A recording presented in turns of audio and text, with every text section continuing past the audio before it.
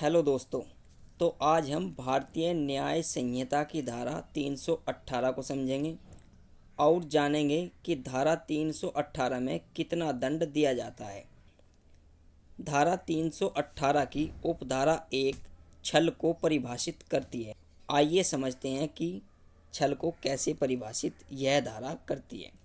जो कोई किसी व्यक्ति से प्रवंचना कर यानी फ्रॉड कर, धोखा देकर उस व्यक्ति को जिसे इस प्रकार प्रवंचित किया गया है यानी धोखा दिया गया है, कपटपूर्वक या बेईमानी से उत्प्रेरित करता है कि वह कोई संपत्ति किसी व्यक्ति को परिदत्त कर दे यानी संपत्ति किसी को दे दे, या यह सहमति दे दे कि कोई व्यक्ति किसी संपत्ति को रख रखे या शास्य इंटेंशनली जानबूझकर उस व्यक्ति को जिसे इस प्रकार प्रवंचित किया गया है उत्प्रेरित करता है कि वह ऐसा कोई कार्य करे या करने का लोप करे यानी कार्य को चूक करे। कार्य की लोप करना मतलब चूक करना, जिसे वह यदि उसे प्रत्येक प्रकार प्रवंचित न किया गया होता तो न करता,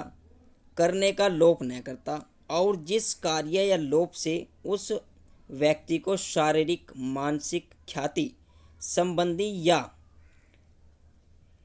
संपत्तिक नुकसान या अपहानि कारित होती है या कारित होनी संभव है, वह छल करता है, यह कहा जाता है। दोस्तों, अगर आप इसे एक शब्द में बोलें तो आप कह सकते हैं किसी को धोखा देना इस परिभाषा के अंतर्गत आता है, यानी छल करना, चीटिंग करना।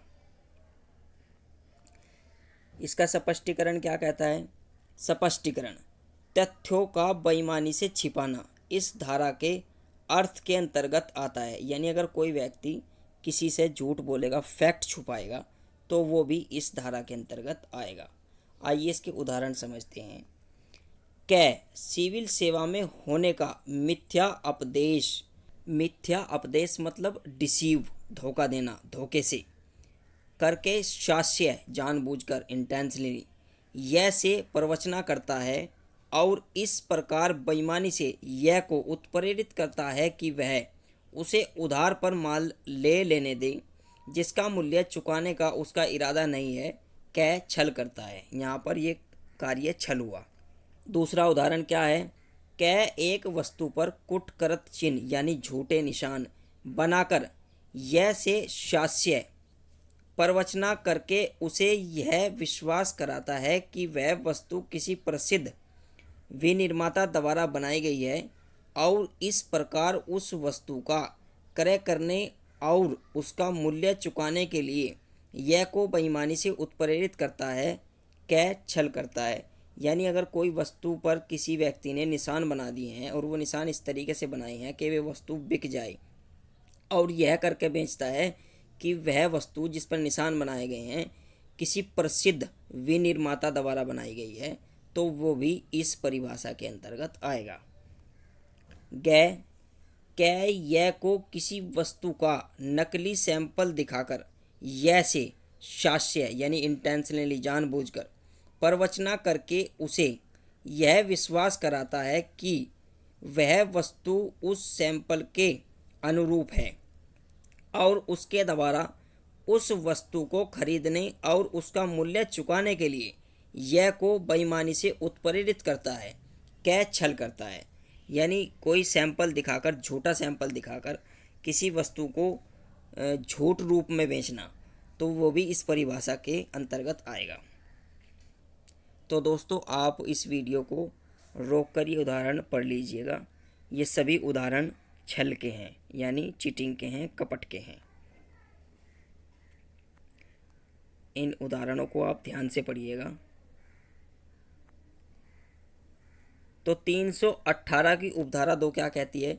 जो कोई छल करता है दोनों में से किसी भांति के कारावास से जिसकी अवधि 3 वर्ष तक की हो सकेगी, जुर्माने से या दोनों से दंडित किया जाएगा। उपधारा 3 क्या कहती है? जो कोई इस ज्ञान के साथ छल करता है कि यह संभव्य है कि वह उसके द्वारा उस व्यक्ति को सदोष हानि यानी नुकसान पहुँचाए जिसका हित उस सहव्यवहार में जिसे वह छल संबंधित है संरक्षित रखने के लिए वह या तो विधि द्वारा या वैध संविदा द्वारा आबद्ध था। वह दोनों में से किसी भांति के कारावास से जिसकी अवधि 5 वर्ष तक की हो सकेगी या जुर्माने से या दोनों से दंडित किया जाएगा। दोस्तों, यदि कोई व्यक्ति सदोष हानि पहुंचाएगा किसी व्यक्ति को तो वह 5 वर्ष के कारावास और जुर्माने से दंडित होगा। उपधारा 4 क्या कहती है?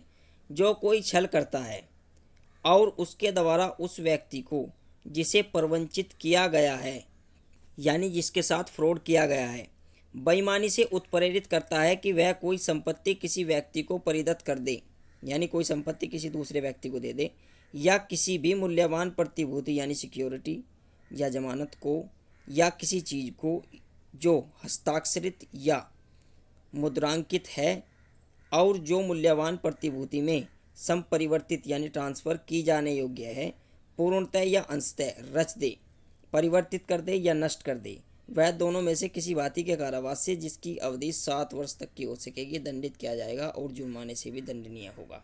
दोस्तों, 318 की उपधारा 2 जमानती है, कोई मजिस्ट्रेट संज्ञान ले सकता है, यानी इसमें जमानत आसानी से हो जाएगी। और 318 की उपधारा 3 जमानती है, कोई मजिस्ट्रेट संज्ञान कर सकता है, असंज्ञेय अपराध है, जमानत आसानी से हो जाएगी। 318 4 7 साल की सज़ा है, संज्ञेय अपराध है यानी पुलिस इसमें तुरंत संज्ञान लेगी। और अजमानतीय अपराध है यानी इसमें जमानत होना बहुत मुश्किल है, प्रथम वर्ग मजिस्ट्रेट इसका संज्ञान लेगा।